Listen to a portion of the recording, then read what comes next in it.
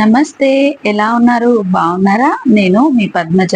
ఈ రోజు నేను మీకు ఈ వీడియోలో ఎక్కువ మసాలాలు లేకుండా చాలా క్విక్ గా అలాగే టేస్టీగా ఉండే మటన్ ఇగురు ఎలా చేసుకోవాలో చూపిస్తాను. ఫస్ట్ టైం వంట చేసే వాళ్ళు కూడా ఎంతో ఈజీగా చేసేయచ్చండి. రుచి అయితే అద్భుతంగా ఉంటుంది. ఎండాకాలం కాబట్టి తక్కువ మసాలాలతో ఈ టేస్టీ మటన్ ఇగురు ఎలా తయారు చేసుకోవాలో ఇప్పుడు మనం చూసేద్దాం. ఒక అర కేజీ లేత మటన్ తీసుకొని దాన్ని 2-3 సార్లు శుభ్రంగా కడిగి కుక్కర్ లోకి వేసుకొని ఇప్పుడు ఇందులోకి 1 టేబుల్ స్పూన్ కారం, అలాగే 1 పావు టీ స్పూన్ పసుపు, 1 టీ స్పూన్ ఉప్పు, 1 టేబుల్ స్పూన్ ఫ్రెష్ గా నూరుకున్న అల్లం వెల్లుల్లి పేస్ట్ వేసుకొని 1 గ్లాసు నీళ్లు పోసుకొని దీన్నంతా ఒకసారి మంచిగా కలుపుకోవాలి. ఇలా కలిపేసుకున్న తర్వాత కుక్కర్ కి మూత పెట్టేసి స్టవ్ ని మీడియం ఫ్లేమ్ లో పెట్టుకొని మటన్ ని ఉడికించుకోవాలి. ఒక 6 విజిల్స్ వస్తే సరిపోతుంది. మటన్ కనుక కొంచెం ముదురుదైతే ఇంకొక 2 విజిల్స్ ఎక్స్ట్రా పెట్టుకోండి. మటన్ ఉడికే లోపు మనం స్టవ్ వెలిగించి ఇంకోవైపు ప్యాన్ పెట్టుకొని అందులోకి 1 టేబుల్ స్పూన్ ధనియాలు, 1 టీ స్పూన్ జీలకర్ర, ఒక 4 ఇలాచీలు, ఒక 5 లవంగాలు, 1 ఇంచు దాల్చిన చెక్క ముక్క, అలాగే 1 టేబుల్ స్పూన్ గసాలు వేసుకొని ఈ మసాలాలన్నిటిని దూరగా వేపుకోవాలి. స్టవ్ ని లో ఫ్లేమ్ లో పెట్టుకొని ఈ మసాలాలని వేయించుకోండి. ఇవి వేగిపోగానే కమ్మటి వాసన వస్తుంది. ఇప్పుడు ఇందులోకి 1 టేబుల్ స్పూన్ కొబ్బరి పొడి వేసుకొని 2 నిమిషాలు వేయించుకోవాలి. ఇవి వేగిపోగానే స్టవ్ ఆఫ్ చేసేసి మసాలాలు పూర్తిగా చల్లారిన తర్వాత మిక్సర్ జార్ లో వేసుకొని మెత్తని పొడి చేసుకోవాలి. కుక్కర్ ఇలా 6 విజిల్స్ వచ్చిన తర్వాత స్టవ్ ఆఫ్ చేసేసి కుక్కర్ లోని ప్రెషర్ అంతా పోయిన తర్వాత మూత తీసి చూద్దామండి. మటన్ ఉడికిందో లేదో ఒకసారి చెక్ చేసుకోవాలి. చూడండి, మటన్ మెత్తగా ఉడికిపోయింది.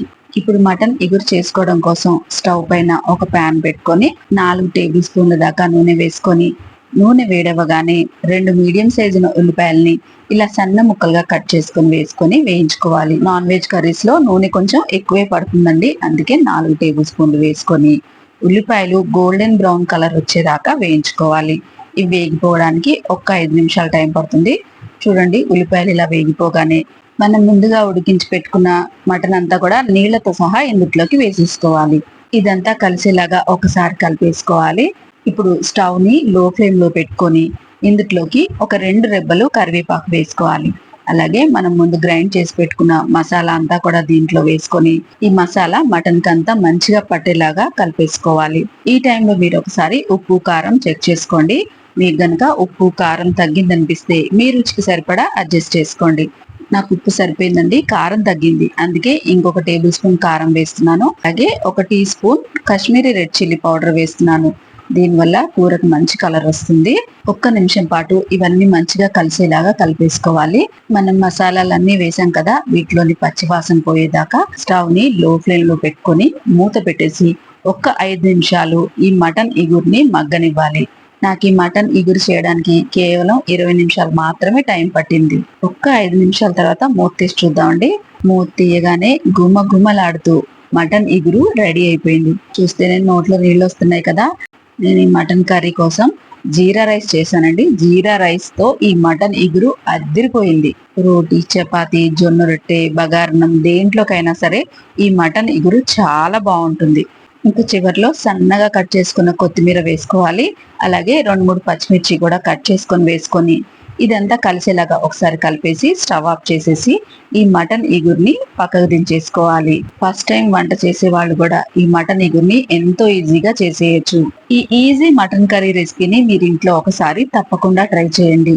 తక్కువ మసాలాలతో ఎంతో రుచిగా ఉండే ఈ మటన్ కర్రీ రెసిపీని ఈ వీకెండ్ కి మీరు ఒకసారి తప్పకుండా ట్రై చేయండి. మసాలా పొడి దంచేసుకొని రెడీగా పెట్టుకున్నామంటే కేవలం 20 నిమిషాల్లోనే ఈ మటన్ ఇగురు రెడీ అయిపోతుంది.